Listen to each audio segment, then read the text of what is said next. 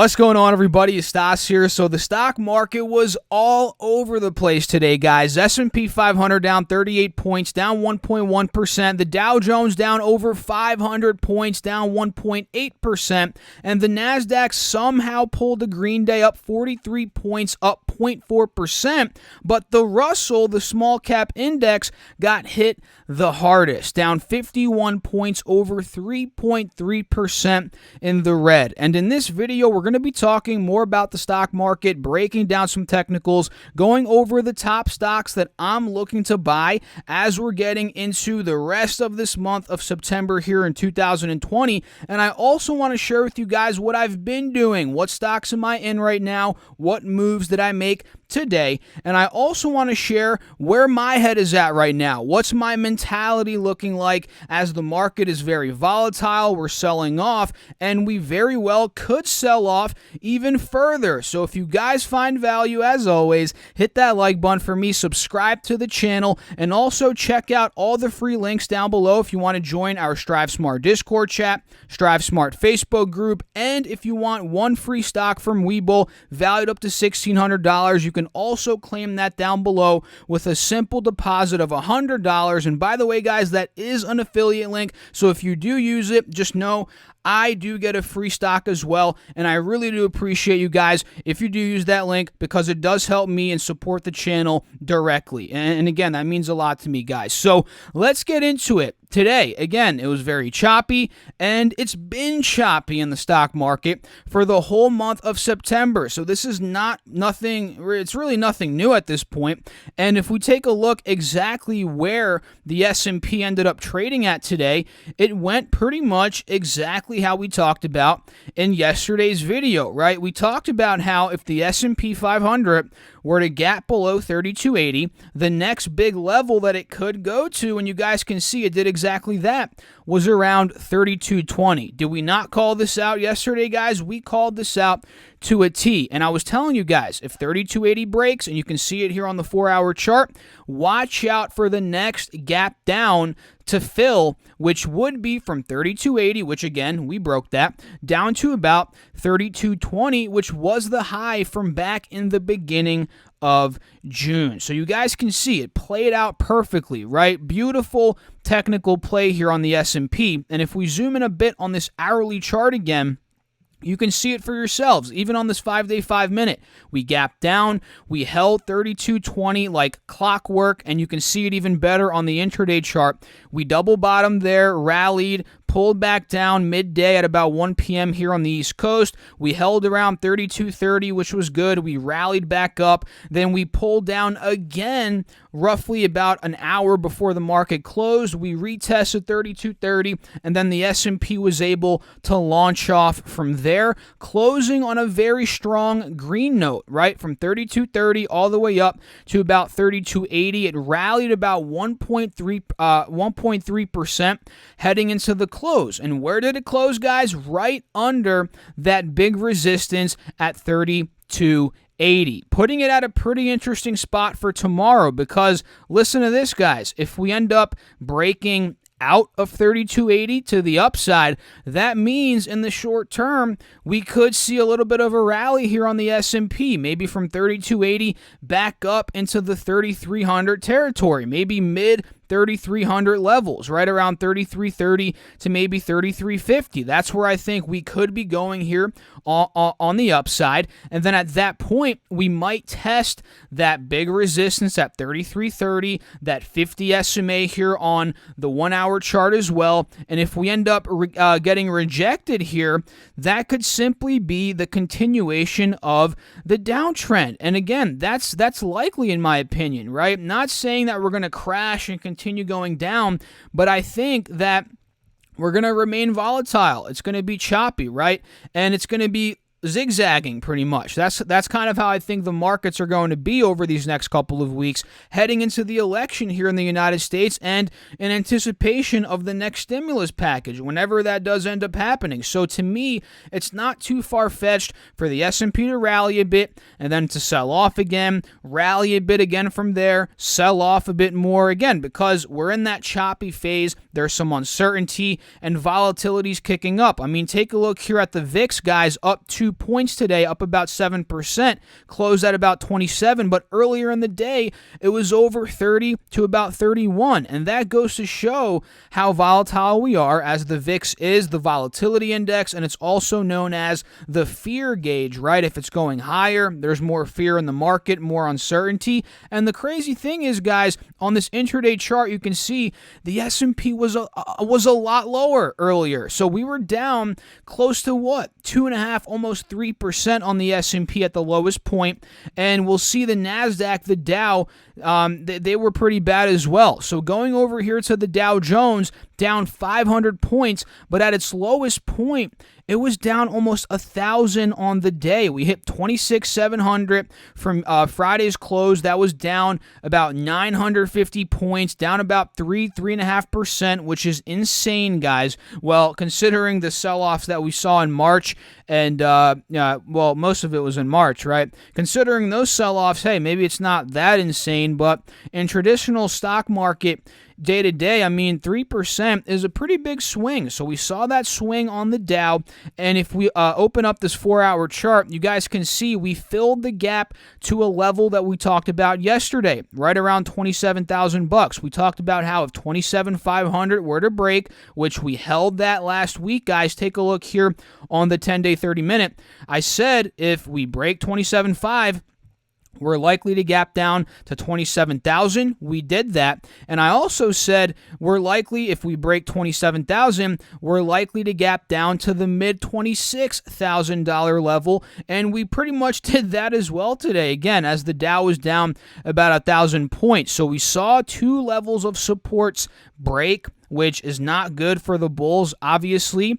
And now we're seeing a recovery on top of 27K. So for tomorrow, the next couple of days, watch out for what the Dow does around 27,000 here. That's going to be interesting. And another thing worth pointing out is this is a very clear head and shoulders that we're seeing on the Dow Jones here on the 4-hour, right? Left shoulder, head, right shoulder, and today's big dump really solidified that right shoulder. And I think we also talked about that in yesterday's video as well. So if 27K breaks, guys, this right shoulder could really get deep into the 26,000 level, and even lower if 26,400 breaks. We could be going down 25,800 here in the short term. Who knows, guys, right? That's kind of what the technicals are pointing to me at this point in time. And let me know down below in the comments, what are your thoughts? As always, I would love to know what you guys have to think. And taking a look here at the Nasdaq,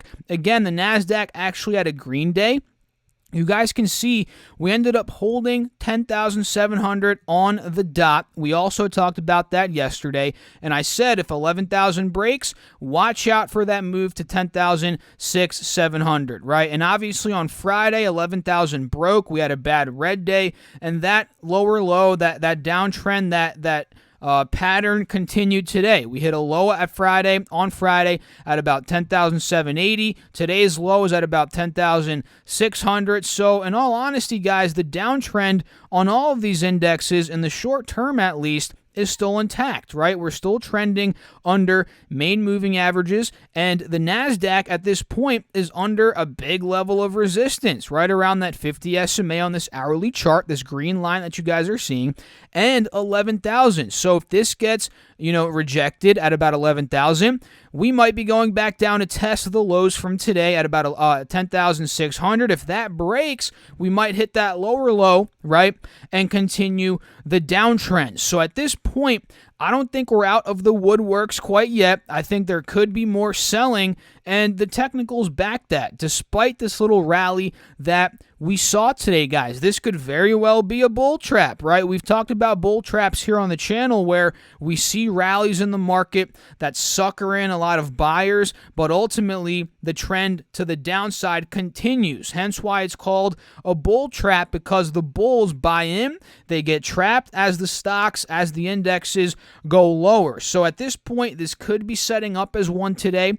But on the flip side, if the Nasdaq sees a massive pop out of 11K into the mid 11,000s and ultimately out of 11,500, that could be a full-on reversal to the point where the Nasdaq could be going higher, maybe back to all-time highs, and that goes with the Dow as well. If the Dow breaks, let's say 27,500, 28,200, that could go up to those highs that we saw back in the beginning of September, late August, and the S&P as well. If the S&P breaks 3,400, this could be going back up to all-time highs. But again, that's an if. That's an if, because at this point, we are still downtrending in the short term. So I'm keeping my cash, guys. I'm keeping my cash. I'm still being a bit patient, as I am expecting more volatility, and the downtrend in these indexes across the board is still there, which scares me a little bit. I'll be honest, it scares me a tad bit, but then again, I'm not too phased because I've been in the market for years at this point, so I'm used to this type of stuff, guys. So, yeah, let me know in the comments, what are your thoughts? As always, I would love to know. Now, let's talk about what I personally did today in the market, and it wasn't too crazy of a day. Quite honestly, I didn't do anything in the market today but hold on to the current positions that I have. You guys know I've been in Apple for about 2 weeks, not 2 weeks in trading days, but probably 2 weeks on the calendar. Ever since Apple split, it went from 138 down to about what was it? Obviously 103 earlier today, I believe. But I got in before, actually, I got in at 125, 126, right after the split as we sold off. Obviously, I'm red on that stake, but I ended up adding more to my position on Friday at $108.50, a heavier position there, bringing my average cost now, I believe it's in the mid-110s, somewhere around there. So I'm happy with today's movement here on Apple, up 3%, up $3.24, and I'm holding on to it. I didn't add more to it today, but I'm simply holding on to it, and I understand that this could be a bull trap in Apple as well, because the downtrend is still intact. We're about to test moving averages where we've gotten rejected in the past couple of days, so we very well could go lower from here, but the second that Apple breaks, let's say 115, 116, 118, it starts breaking out of these resistance points, that is where I think we will ultimately see a big recovery in the stock. And I think in general, guys, tech is due for a bit of a recovery at this point. Maybe not back to the all-time highs, who knows, that's possible, but I think just a little recovery, something, some move, as many of these stocks are in a bear market. We talked about that on Friday. Apple's down about 20% from its peak, and many of the other big names such as Microsoft, Google, Netflix, Amazon, and Facebook, they're all around 15 to 20% off of their all-time high. So I'm in Apple roughly around 116, 17 bucks, somewhere around there, and I'm planning on holding on to this. And no, guys, I am not going to panic sell. That is not the game that I'm in. I'm holding on to these. I have brass hands with Apple stock right now, guys. Nothing's going to shake me out of it. And I'm also in Amazon. So you guys will see I'm in a couple of tech stocks that I think are bound to recover. Amazon and Apple are the two main ones here. And the third one we'll go over here in a second. I'm actually already green on that particular position. But Amazon, I'm in at about 3,010 bucks. So I'm not really down much on this position. I'm down about $50 per share, which in terms of Amazon, guys, that sounds a lot for a regular stock, but in Amazon, that's not even 2%. So I'm not even down 2%. I'm down maybe 1.5% on my position here with Amazon. And you guys can see from where it is now to that all-time high at $35.50, it's down about 15%. So for me, I think the sell-off is getting a bit exaggerated here across tech. You guys could argue with me. I'd love to see an opposing opinion down below in the comments, but I think the sell-off is getting a bit overblown, and I want to add more and just build a position here, especially under 3,000 on Amazon, in anticipation and in all honesty, I believe that it will get back above 3,000 sometime in the near future. So it's still downtrending like Apple. Be careful, but I think we're bound to recover at some point. And the other one that I'm in here is Shopify, which did very well today, up about 3%, up $26, and I'm in this one at $913 per share. And this one's doing well, guys. We broke out of a big resistance here at $900. That was a support from last week and a little bit of the week before that. So that's a good sign that we broke out of 900 here on the hourly chart. And we also broke above that 50 SMA on the hourly chart. Now we're filling the gap all the way up to the 180 SMA. So take a look here, guys. I think Shopify is due for a massive move if it's able to break 950 and it's able to break that 180 SMA here on the hourly. I think if that happens, if we pull up this 4-hour chart, you guys can see it for yourselves. I think from 950, Shopify's bound to go up to 1,000, maybe 1,050, right? So I'm holding on to this one like Apple. I have brass hands with Shopify here. Same with Amazon, guys. These are my main 3 swing trades at this point, and I'm fairly confident with these. And I'm also still in Workhorse, which earlier on in the day, guys, saw a bit of a sell-off. Finally, right? Finally. And it closed down 1%, over $30. But if we zoom in a bit here on the intraday, you guys can see it went all the way down to about $28 flat, rallied up to $30.50, sold off again to about $29.30. Now it seems like after hours, wow, it's selling off even further. It's down about $1 here, $1.10 after hours. So I'm not adding more Workhorse here, guys. I'm in at $23 per share.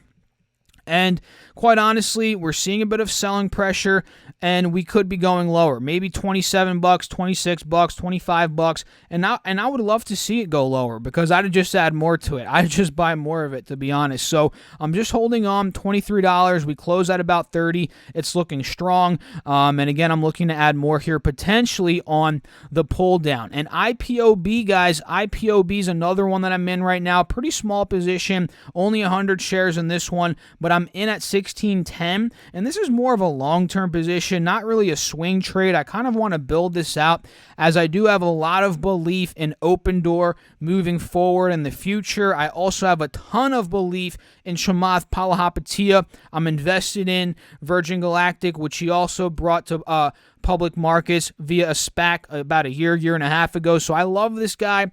I think he's a smart guy, and I want to put some money into this SPAC right here, and especially since he's really putting a lot of money into it as well. He's backing it, and I just think that man's a visionary. I love that dude, and I'm in IPOB, guys. I'm in IPOB, and I'm not only in it because of Chamath, like I'm some kind of worshiper, cult person, or whatever you guys want to call me. I've done my research. I like the business, but it's an added incentive to have somebody like Chamath there and the leadership team that Opendoor has to add money into it. Because honestly, guys, a pro tip, a lot about investing deals with obviously the fundamentals of the business, but the leadership team, management, the people making executive decisions, they also matter a lot. Maybe even more than the fundamentals. Who knows? That's arguable. They're both very important, but yeah, that's a pro tip. Don't just look at the fundamentals of the business. Also look at management, who's at the top, who's making decisions, and who's putting big money, putting their money where their mouth is. Chamath is definitely doing that with this company. He has about, last time I checked, I think $100 million in this. He put $100 million into this. So take a look at it. IPOB, it's interesting stuff there, and I'd love to know what you guys are doing down below in the comments. As always, do not be shy. Let me know what you guys are up to. Now let's talk about some stocks very quickly that I'm watching for tomorrow. And we're going to kick off with none other than Tesla, as we are seeing a bit of a sell-off here after hours. $25 in the red here as of right now after hours. Tesla closed at about $4.50, but now it's trading in the mid 420s. Down about what? Down about almost 6-7%, more like 6% here after hours. And this is because, and people were saying Elon got hacked on Twitter. I don't know if he got hacked. It didn't seem like a hacked type of tweet, but Elon tweeted, this is the first one in the thread. He said, important note about Tesla Battery Day unveiled tomorrow. This affects long-term production, especially Semi and Cybertruck and the Roadster, but what we announce will not reach serious high-volume production until 2022. And the second one in the thread said, we intend to increase, not reduce, cell purchases from Panasonic, LG, and CATL, and quote-unquote possibly, or parentheses rather, possibly other partners too. But however, even with our cell suppliers going at maximum speed, we still foresee significant shortages in 2022 and beyond unless we also take action ourselves. And it seems like investors, traders, they didn't like this. It might be, I don't know if it's a blow to them. I don't know if they thought it'd come earlier than 2022. The important note, long-term production with the batteries and so forth. And I guess a little bit of hype was blown out of Tesla stock today. Maybe because of that, because traders, investors were anticipating maybe a bit sooner than 2022. That's the only really conclusion I can come from that. And that doesn't necessarily mean that Tesla's going to fall now under 400. It's going to go back into the 300s. No, it doesn't necessarily mean that, but it's putting a damper on the stock, at least in the short term. Sure, if Elon comes out tomorrow and says some crazy stuff, unveils some things that we weren't expecting for the future, this could all just go out the window and the stock could go above 500. So we really don't know what's going to happen, but at this point, it's volatile, it's choppy. Tesla went from 450 today in the morning at open, went all the way down to 407. That was a sell-off of about 10%. Went all the way back from 407 to 455, and now with that double tweet there from Elon, it's back down to 420. So we'll see what happens. Like I said, I'm not rushing into it personally as a trade. I'm not looking to trade it around Battery Day. I think that's just too risky for me, understanding how Tesla is very volatile in nature, especially during these types of events. But if you're doing that, if you're short-term trading it, kudos to you. I really hope you do well, but for me, I'm just looking to see what happens. And if anything, I'll day trade it tomorrow on this volatility, but I'm not really looking to swing trade it through the event. But we'll see what happens on Wednesday. I believe there will be a lot of volatility. There might be a massive move that we can get on, and we'll see what happens. So what do you guys think about Tesla? Do you think Elon got hacked? I don't know, guys. That could just be all BS, but yeah, let me know what you think. And again, this is probably just, it's kind of not a blow to investors and traders, but they're like, dang it, 2022. We were thinking more like 2021 or something. Who knows? That's why Tesla could be selling off here. And Fastly's another one. We got news that Trump is planning to approve a deal, we all know this at this point, that will allow the cloud computing service provider's largest customer to continue to operate in the United States, which is ByteDance, which owns TikTok, right? TikTok's the one that's going to be operating here in the United States. And that really relieved Fastly investors and traders, as obviously TikTok's their biggest customer. So Fastly ended up going up over 10% today, and it broke a big level of resistance at $88. It broke $85. We talked about this earlier in the Discord chat, which if you guys didn't join that, it's free and linked down below in the description box. And while you're at it, hit that like button for me if you guys are enjoying the video, and make sure to subscribe. It's very important to subscribe to the channel so you don't miss any of these videos. But today, ever since 85 broke, we called that out. 88 broke, 90 broke. Now it seems like we are off to the races with Fastly, and I don't think the rally's quite over yet. I mean, I think we could end up going back up to the high 90s, 98, 99, heck, maybe even back up above $100 per share on this news that TikTok is going to be operating here in the United States. So that's looking good for Fastly, but honestly, guys, I'd like to see a little pull down, a bit of a cool-off consolidation phase before entering into it myself. But again, that's just me, and you guys could do whatever you want. This is not financial advice. always do your own due diligence, always do your own research when you are buying and trading stocks. So the next one here is Square. Square did pretty well today, up over 4%, breaking above some big moving averages here on the 4-hour chart, both the 50 and the 180 SMA, and now it's looking like it's heading straight up to the high 150s, whether it's 155, 156, 158. That is where I think Square is going based on these technicals that I'm seeing, based on those moving average breaks, and the overall hold on this uptrend on the 4-hour chart. So watch out for a move here on Square. But another thing to keep an eye out on is it also could be a head and shoulder. Left shoulder here, head right here, right shoulder here. That's if we probably get rejected at 155. We might dump down and make that right shoulder, but at this point, it hasn't quite done that yet, so I think there could still be upside. We'll see what ends up happening, but Square is on my list. Nike as well. Nike's about $7 here off of the all-time high, which opens up to about a 6%, 7% opportunity for profit.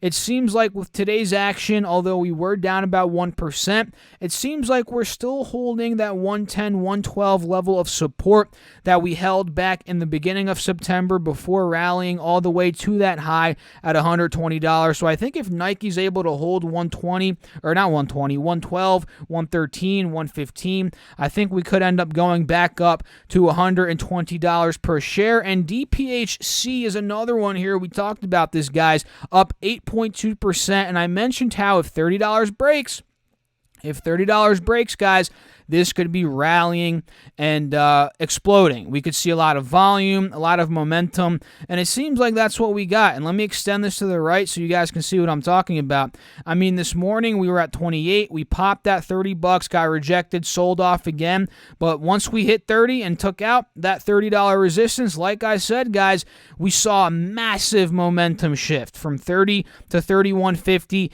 in literally just a half hour. And mind you, guys, that's a move of about 5%. So that's nothing to cough at, to sneeze at. That's a pretty decent move in the matter of 30 minutes, 5% here on DPHC. So watch out for it. Yeah, it's arguably a bit overbought on the 4-hour chart, but on this momentum break, and especially if we pull down, consolidate at around 30, we might be going higher. There's a likelihood there. And Nikola, oh my goodness, guys, was I shocked for Nikola this morning? Not really shocked, because I understood there could be some shady business going on there with Nikola ever since that short seller report came out about a week and a half ago. We saw Trevor Milton stepping down, guys. He stepped down, which is not a good look in my opinion. I believe some high up in GM is taking over his role there with Nikola, and yeah, I mean, that's really not a good look, especially with everything going on, saying that Nikola is a hoax, they're a fraud, they're using GM's high battery technology, they're not even using their own, which they claim that they had in production and so forth. It's just a lot of fishiness going on there. And I've said, guys, stay away from this thing, man. They don't even sell anything. They don't even make money. It's kind of like a pipe dream at this point. This company's a pipe dream at this point in time. And yeah, things could change, but we're talking at this point in time. It's gone from $33 last week, Friday at the close, down to $21 on this news. It was down 35, almost 40% on this initial drop, which is unbelievable. And even last week, the week before, this thing has been getting crushed from $54 to $27. It rallied to $34, but now back down to back down to the low 20s. So just be careful, guys. Yeah, you could short this, but even then, I heard that there's not many shares to even short left available at this point. There's probably so many people shorting this thing. It's unbelievable. So just be careful. I would really not touch it, but I would for sure watch it because it's entertaining and interesting to see how this thing ends up panning out. But just understand, if you are playing with this stock, you're ultimately just playing with fire. Just know that, guys. Just know that. So, yeah, Nikola, not too good of a look there. Trevor Milton stepping down, and we'll see how this ends up transpiring. So, two more here, guys. Upwork, UPWK. We've talked about this in previous couple of videos, but I'm going to mention it again. This one will explode, in my opinion, if we get above 1550. And if it does, I've said we could be seeing a 10% move up to 17, the mid-17. So watch out for Upwork. It's been consolidating for a good almost 2 months at this point, right around 14 to 15, 1550 on this chart. And again, if that breaks, we could see a massive move in Upwork. And same here with Work, which is also known as Slack Technologies. Today we were up almost 5%, up $1.16. You guys can see we're finally starting to break out of this little consolidation phase that we've been in the past couple of days of trading. And not only are we breaking out of this consolidation phase, we also broke out of a big resistance today, right around $26, and we're actually holding it as a support. So maybe from $26, guys, we fill up to the low 28s, maybe 28.30 here on the 30-day chart, 30-minute chart. You guys can see, and even on the 4-hour chart, if I zoom in, you guys can see the type of potential that Work has to just rebound. And if you guys didn't know, this got hit after earnings due to their billings growth. I believe it wasn't as great as it was expected to be. So the stock cratered. It went from 28 down to about 21. Now it's rallying. So maybe we see that move. Watch out. It's possible for this to recover a bit more, in my opinion. So overall, those are the main stocks I'm watching. Some thoughts on the market. And a bonus one here, why not, is Roku. Roku's a bonus one. They inked a deal today. I think, let me double check. I think it was with NBC or something. I could be wrong there. NBC Universal reached deal. You guys can see it here for Peacock. Renew agreement for NBC TV apps. So Roku gets Peacock ahead of rivals and gains streaming leverage. The stock's up 17, almost 18% on this news. So this could be a runner tomorrow. We could see maybe some profit taking and maybe an opportunity to get in on the dip. So watch out for Roku. And to quickly run over all the stocks we mentioned, I'm going to list them out for you guys. All the ones we mentioned in this video. We talked about Apple. We talked about Amazon, Shopify, Workhorse, IPOB, Tesla, Fastly, Square, Nike, DPHC, also known as Diamond Peak Holdings, Nikola, Upwork, Slack Technologies, and Roku. So if you guys found value, I'm sure you did, especially if you stuck till the end of the video, hit that like button for me, subscribe to the channel, and make sure to join our free Discord chat, free Facebook group, and also claim that one free stock from Webull valued up to $1,600 with a deposit of $100. All of those are linked right down below in the description box. So I'll catch you all in the next video. Thanks for watching as always. Hope you guys crushed the markets today. Stay safe out there. That's very important, especially in these crazy time periods that we're in. I'll catch you all. Thanks again for watching. Peace out.